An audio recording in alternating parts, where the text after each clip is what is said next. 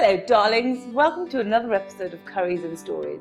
Today it's all about red roses, fluffy clouds, cute puppies, hearts, couples looking at each other with loving eyes, holding their hands. Anyway, enough of that romance. Today it's all about Valentine's Day. I'm not really into that, but I'm going to make a lovely, luscious red velvet cake so you can share with that loved one that you have at home. Yeah, right. Anyway, let's crack on. Right, so here we have 120 grams of room temperature butter, i.e. softened butter, a cup and a half of castor sugar. Blend this until it's light and fluffy.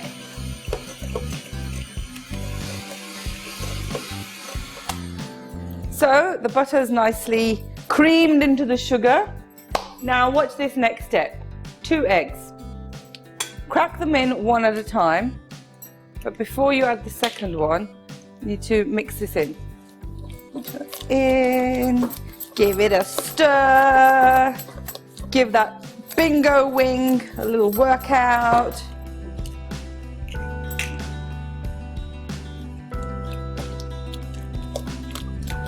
So we're going to beat this until it becomes nice, light and fluffy.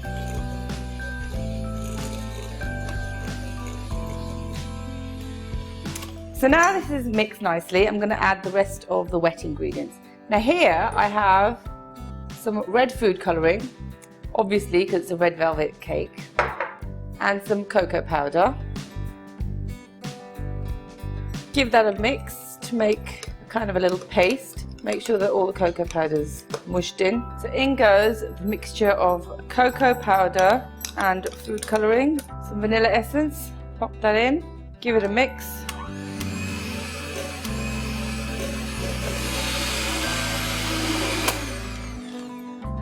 Scrape down the sides as you go along. Now it might not look very attractive right about now, but trust me, it will taste divine.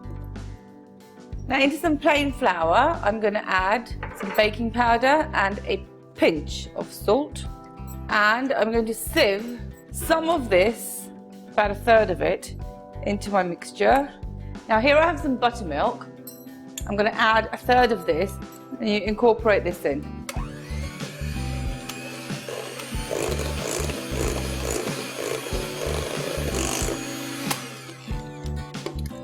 Bit more of the flour mixture, sieve it in,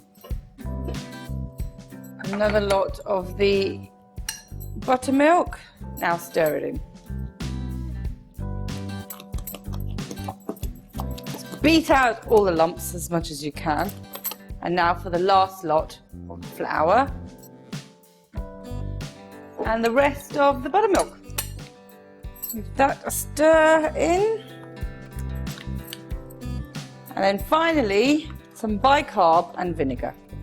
Now here I have some white vinegar and I'm going to add into that some bicarb. Chuck that in. And we're almost there on the final furlong. So remember, one other thing I forgot to tell you, lovely people, is to preheat your oven before you start this mammoth task at 180 degrees. Right, we're ready to pour into our tins. So I've lined my cake tin and I've greased it all with butter. Now, if your mixture looks a little grainy like mine does, don't worry too much. The reason being is I should have probably spent a little bit more time beating the sugar and the butter, but as a lot of you know how impatient I am, so I've got a little bit extra batter left. That's for my special tin. Yes, I'm unromantic, but I thought as it's Valentine's Day, I'd treat you to a little heart. So I'm going to pour the rest of my batter into this. Normally this batter would fit a 9-inch tin. Right, time to get these babies into the oven. Preheated, remember, 180 degrees. They will take about 30 to 40 minutes or until a skewer comes out clean. Now you may be wondering what these are.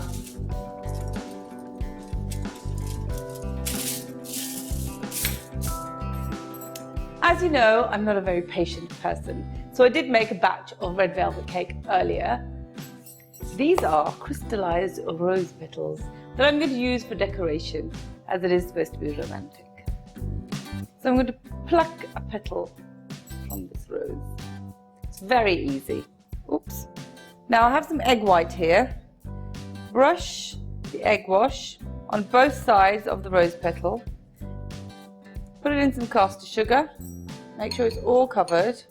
Now these need at least 2 hours to dry. Right, now for my favourite part, the butter, cream, cheese frosting. So I've got my butter here, which is at room temperature, some icing sugar.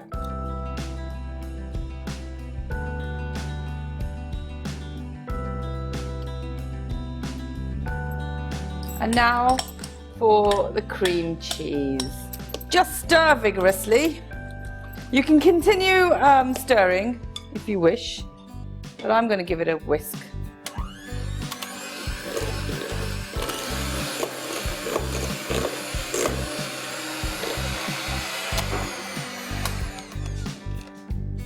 And the final ingredient is a bit of vanilla extract.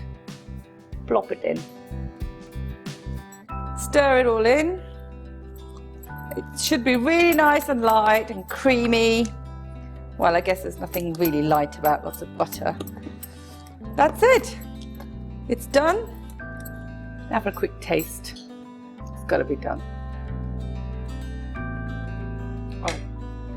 Oh. I could just put my face in that. Here's one I made earlier. I've always wanted to say that. Looks good. I've trimmed it, flattened it, inverted it, and it's looking amazing. So what I will do is I'll slice it in half, which is a bit of a tricky operation. But what I will suggest is use a serrated knife.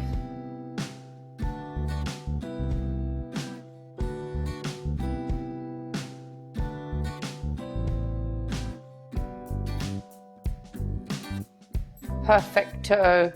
So after that delicate operation of slicing this in half, here comes the fun bit.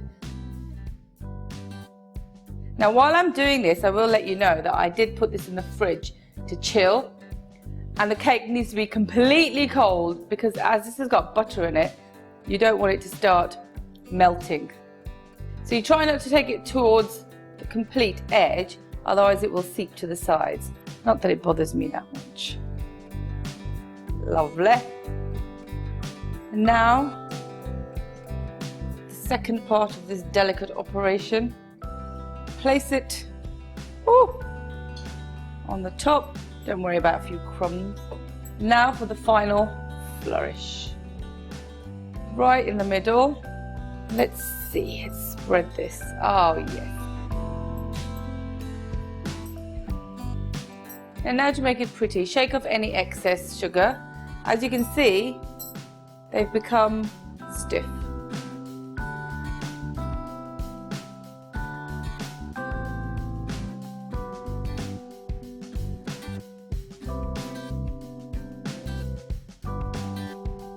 And there you have it, guys, my version of red velvet cake with cream cheese and butter frosting with some lovely rose petals. How romantic.